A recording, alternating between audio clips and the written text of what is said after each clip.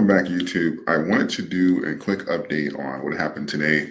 As we know, the Jerome Powell and the Federal Reserve Committee they pretty much agreed to continue the pause that has been on rate hikes. This is the second consecutive pause that we've seen, pretty much preceding 11 consecutive rate hikes. So the markets responded. We're going to get into that in a moment. But I made some jokes today on Twitter, and I was saying that I put a picture of like the Matrix and the guys like dodging bullets and stuff. And I said, this is what Powell was doing when being asked questions. But in a nutshell, he said that they're going to do what they believe is best at that current time, but they're not open to pivoting in the near future. So this is pretty much saying that they're going to keep the rates. I believe it's between 5.25. Yes. I'll just go ahead and read it, the key points. This can be found on CNBC.com, but this is the Federal Reserve's rating setting a group on Wednesday unanimously agreed to hold the key federal funds rate in a target range between 5.25 and 5.5%, where it has been since July. This is the second consecutive meeting that the Federal Open Market Committee chose to hold following a string of 11 rate hikes, including 4 in 2023. The decision included an upgrade to the committee's general assessment of the economy. So they haven't put out any notes or suggestions as far as for where they're going to be leaning toward in their December meeting. And it's kind of what he kind of alluded to, saying that we'll do what's best at time, basically saying that if there's any major adjustments in the market between now and their December meeting, then of course they'll address it at that time. And the markets, we're going to take a look here at the chart in a moment, but pretty much this was kind of expected that we were going to have a pause, but the markets soared, especially on things like the SPY. And we're going to take a look. Matter of fact, let's go ahead and switch over. So the SPY pretty much soared here and blasting through the current Fibonacci level into the top zone here. This is where we've kind of seen like this ladder approach and where we pretty much fell out of since July. This is since like the first, right after the first rate hike here. This is kind of where we've been like testing. We have like some look at appearance that we're going to go up and test that high, but we've got rejected and we've much been in a downtrend literally like the last 3-4 months, like consecutively. And we literally bounced off of here and roared completely out of that level. And we're much coming up on the 14-day.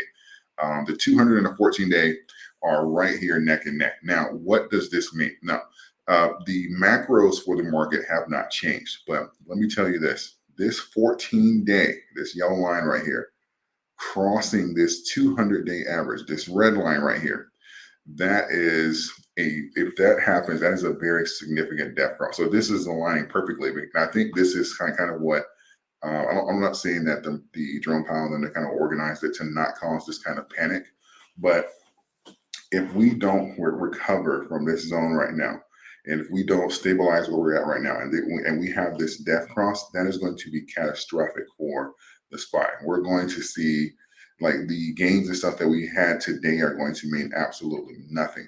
Like we pretty much are going to retrace to some of these levels we haven't seen since probably like April of earlier this year. We're going to end the year on a bad note. And the crazy thing about it is, even though we have the pause on the rate hikes and you can kind of have like a relief rally, nothing's changed, right? Nothing it's not like the SPY and the economy and stuff like we're seeing these sell-offs centered around the rate hikes. You know, we have some fundamental issues here going on with inflation and the housing market. Like I said, like a few weeks ago, the report came out. It takes like 113,000 or something like that to afford a typical home right now. They have interest rates 8%. If you have a great credit score, you see reports of all the CEOs selling off. We know what that means.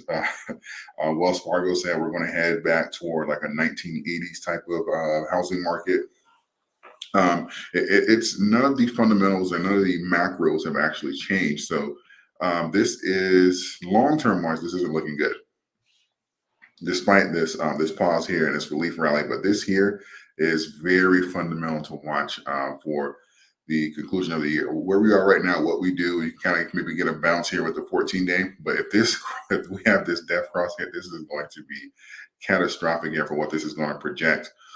Great time to be in puts, and we know people are going to be shorting and stuff like that. I'm pretty sure they're positioning themselves because if you're going to play against the market and the market's rallying, it's the puts and all that are going to be a lot cheaper to get into now. So I believe a lot of people are going to be taking positions. Already, if you're inside of my group, you know I have my puts. They are set up until next year. So this is going to be very glorious here as far as for the overall market. But just kind of keep that in mind. Don't be caught up in a lot of like the news and seeing that, oh, this is the beginning of the bull market and this is great. The fundamentals have not changed. I don't care what the short term says, or him pausing rate hikes and it causes a relief rally. And it's like, oh, it changes that trajectory. We've seen this a bunch of times.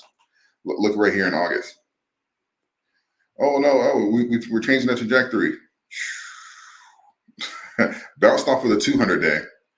Had a little relief rally and then plummeted right back through. So this is, I use the analogy of our group today that it's a train going down, but it's like a yo-yo, right? So you have these moments in history. Nothing goes straight down, nothing goes straight up.